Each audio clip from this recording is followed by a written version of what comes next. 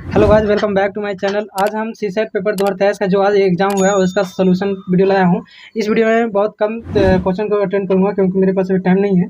तो चलिए शुरू करते हैं। ये पेपर सेट ए का है जिसमें पहला से लेकर तीसरा क्वेश्चन तक कॉम्प्रहेंशन का है। चौथा नंबर से मैथ और रीजनिंग का स्टार्ट होता है, तो मैं मैथ और रीजनिंग का सिर्फ करूँगा अभी। तो क्वेश्चन नंबर 1 से लेकर के शायद 10 क्वेश्चन तक इस वीडियो में कवर कर पाऊँ। तो चौथा नंबर क्वेश्चन में है कि राज के पास एक डिब्बे हैं जिसमें 10 लाल जूते हैं, यानी रेड कितना है 10 जोड़ा है, पेयर, ठीक है। और उसमें सफ़ेद जो है 9 जोड़ा है। उसके बाद क्या है, सफ़ेद है 8 जोड़े, काले हैं यानी ब्लैक जो है 8 जोड़े हैं। पेयर मतलब जोड़ा। और यदि हम सिंगल सिंगल की बात करें तो ये 20 हो जाएगा, ये 18 हो जाएगा और ये 16 हो जाएगा। अब पूछा है कि कम से कम एक रेड निकालना है। क्या निकालना है? रैंडमली वो रेड निकालना चाह रहा है। तो रेड निकालने के लिए कितने बार उसको प्रयास करना पड़ेगा। आपको पता भी होना चाहिए इस टाइप का क्वेश्चन पहले भी सी सेट में आ चुका है। इसमें क्या करेंगे कि रेड निकालना है हमें। क्या निकालना है? रेड।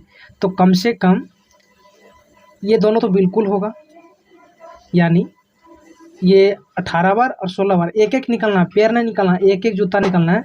यानी 16 और 18 तो बिल्कुल होगा। उसके बाद ये भी, और एक पेयर निकालना है तो 2 जूता निकालना पड़ेगा यहाँ से, यानी 18 और ये 2, यानी 18 + 16 + 2, ये भी 2 होगा। यानी 36 बार उसको प्रयास करना पड़ेगा रेड पेयर निकालने के लिए। अब चलते हैं 5वां नंबर क्वेश्चन।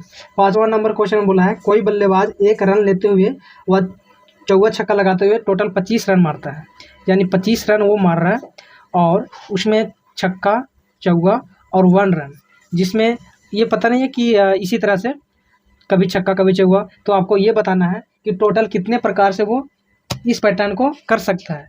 कोई बात नहीं, पहले 6 भी हो सकता है, उसके बाद 4 भी हो सकता है, कुछ भी हो सकता है। तो पहले हम यहाँ पे ये देखेंगे कि कितने बार 6 मार सकता है। यदि 6 मारेगा तो उसको चौवा मारना पड़ेगा 4 बार। उसके बाद 3 रन मारना पड़ेगा। 6 और 4 चौक 16, 22 और 3 25। यदि छक्का 2 बार मारता है तो उसको मारना पड़ेगा चौवा 3 बार, है ना। उसके बाद 1 रन। 6 दूना 12 और 12 24, 1 25। यदि छक्का 3 बार मारता है तो उसको चौवा मारना पड़ेगा 1 बार, और उसके बाद एक एक रन कर करके 3 बार मारना पड़ेगा। यानी 1 बॉल खेलेगा, फिर 4 बॉल खेलेगा यहाँ पे, उसके बाद फिर ये 3 बॉल खेलेगा, एक एक रन मारना है, ठीक है। उसके बाद यहाँ पे 2 बॉल खेलेगा, 3 बॉल खेलेगा, उसके बाद 1 बॉल खेलेगा, उसके बाद 3 बॉल, फिर 1 बॉल, फिर 3 बॉल, ठीक है। यानी टोटल कितने बॉल खेल सकता है वो? तो 4 3 7 1 8 तरीके से वो 25 पहुंचा सकता है। यानी यहाँ पे 3 2 5 1 6 तरीका से वो 25 पहुंचा सकता है। 3 3 6 1 7 तरीका से वो 25 रन पहुंचा सकता है। यानी टोटल की बात करें तो 21 प्रकार से वो 25 रन मार सकता है। Option number D. अब चलते हैं 6ठा नंबर क्वेश्चन। 6ठा नंबर क्वेश्चन में है 4 पत्र है लिफाफे का, यानी पत्र जो होता है ना इस टाइप का 4 है, तो जिसमें डालना है पत्र, मान लेते हैं A B C D है। तो आपको ये बताना है कि सही होने का फर्स्ट ऑप्शन है यह संभव है कि ठीक ठीक एक पत्र गलत लिफाफे में जाएंगे।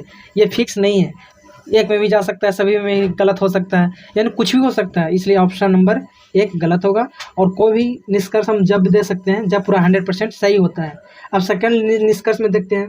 सेकंड में बोला है कि ऐसे केवल 6 तरीके हैं जिसमें केवल 2 पत्र ही सही हो सकते हैं। ये भी कह नहीं सकते हैं, लेकिन हो भी सकता है। इसलिए ऑप्शन नंबर ए गलत है। तो 1 गलत है तो हम इससे 3 ऑप्शन डायरेक्ट छाड़ सकते हैं, फर्स्ट ऑप्शन, थर्ड ऑप्शन और फोर्थ ऑप्शन। इसलिए ऑप्शन नंबर बी मेरे अनुसार सही होना चाहिए। अब देखते हैं 7वां नंबर क्वेश्चन। 7वां नंबर क्वेश्चन में है रिमाइंडर थ्योरम। यदि आप हमारे साथ जुड़े होंगे तो रिमाइंडर थ्योरम का मैं वीडियो भी लाया हूँ, उसमें बहुत अच्छा तरीका से ये बताया गया है और इस टाइप का प्रश्न पहले भी आ चुका है। तो क्या है प्रश्न भाई? पूछा है कि 85 मल्टीपल 87 मल्टीपल 91 89 मल्टीपल 91 मल्टीपल 96 को डिवाइड करते हैं 100 से, तो इसका रिमाइंडर कितना बचेगा। पहले क्या करेंगे, 100 से डिवाइड करने के लिए माइनस और प्लस 2 प्रकार के रिमाइंडर होते हैं। तो यहाँ पे माइनस वाला लेते हैं पहले। तो -15 -13 -11 -9 और -4, चारों के चारों माइनस है तो प्लस हो सकता है, इसलिए क्या होगा 15 मल्टीपल 13 11 9 और 4। उसके बाद और भी कोई क्या, हाँ ये छूट रहा है यार,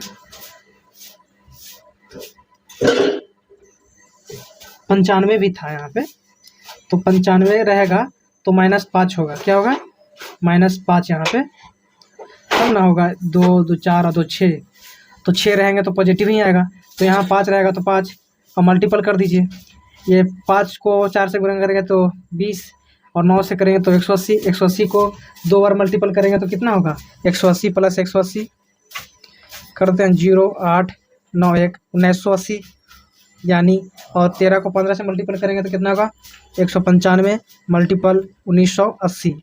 इसको 100 से फिर डिवाइड करेंगे, यहाँ पे माइनस फिर आएगा -5, यहाँ पे -20, माइनस माइनस प्लस हो गया, 20 पचे 100, 100 को 100 से डिवाइड करेंगे, रिमाइंडर 0 बचेगा। ऑप्शन नंबर ए होगा इसका आंसर। अब देखते हैं 8वां नंबर क्वेश्चन। 8वां नंबर क्वेश्चन में है यूनिट डिजिट, ये बोला है यहाँ पे 5 7 2 4 2 और ऊपर में बोल दिया है 9 मल्टीपल 7 मल्टीपल 5 मल्टीपल 1। तो इस यूनिट डिजिट का भी मैं एक वीडियो लाया था, उसमें भी मैं बताया हूँ बहुत अच्छे तरीक़ा से, यदि आप वो वीडियो देखेंगे तो बहुत अच्छे से ये हैंडल कर सकते हैं। इसको क्या करेंगे कि कोई भी यूनिट डिजिट निकालने के लिए इसका पावर को हम लोग 4 से डिवाइड करते हैं और जो रिमाइंडर बचता है वही इसका रिमाइंडर, इस यूनिट डिजिट को रिमाइंडर समझ लेते हैं, यानी 2 के पावर कितना होगा। अब आपको इसको डिवाइड करके यहाँ पर रिमाइंडर बताना है, आपको इसमें रिमाइंडर थ्योरम का भी फॉर्मूला लगा सकते हैं। यदि 4 से 9 में डिवाइड करेंगे तो +1 रिमाइंडर बचेगा, यहाँ पे -1, यहाँ +1, यहाँ पे कितना है 3 होगा ना, हाँ 3 है यहाँ पे, तो -1 और +1, लास्ट में क्या है और मल्टीपल करेंगे तो उसको +1 नहीं लिखेंगे, वो एक खत्म हो गया क्योंकि वो रिमाइंडर उससे कोई मतलब नहीं बचा, इसलिए उसको नहीं लिखना। अब डायरेक्ट क्या करेंगे, इसको 4 से डिवाइड करेंगे, तो ये हो गया पॉजिटिव, यानी कितना हो गया पावर 1, और 1 जब पावर होता है किसी भी संख्या का तो क्या लिख सकते हैं इसको 2, इसका यूनिट डिजिट क्या होगा ए, ठीक है। अब देखेंगे 9th number question. 9th number question में है 9th नंबर क्वेश्चन में ए बी सी और डी ई एफ 3 अंकों की संख्या, तीनों भी क्या है मतलब भिन्न भिन्न है, अलग अलग हैं और 0 से बड़े हैं, यानी 0 से सभी बड़े हैं, ठीक है।